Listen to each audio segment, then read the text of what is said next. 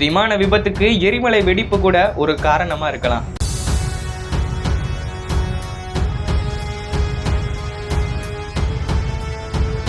35,000 அடி உயரத்துல பறந்துட்டு இருக்கும் போது திடீர்னு இன்ஜின் அமைதியாகிறது, சத்தம் இல்லாம எச்சரிக்கையில் முழு அமைதியாயிருது. எரிமலை சாம்பல்ல விமானம் பறந்துச்சுன்னா இதுதான் நடக்கும்.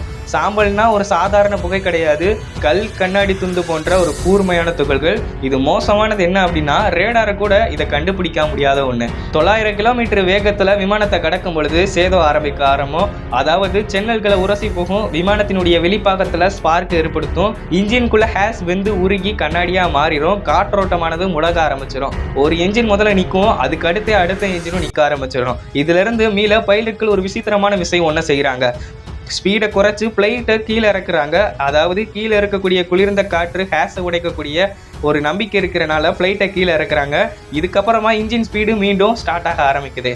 இப்போ இருக்கக்கூடிய காலகட்டத்தில் இந்த உலகத்தில் எரிமலை வெடிப்பை கண்டுபிடிக்கிற அளவுக்கு சிஸ்டம்ஸஸ் நிறையா வந்துருச்சு. அதனால இந்த மாதிரி நடக்கும் பொழுது அந்த விமானம் செல்லக்கூடிய பாதையை மாற்றிடுவாங்க.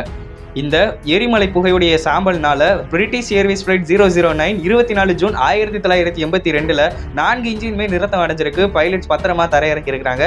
இது மட்டும் கிடையாது, 15 டிசம்பர் 1989 KLM ஃபிளைட் 867 அப்படின்ற ஃபிளைட்டுக்கும் இதே மாதிரி சம்பவம் நடந்திருக்கு.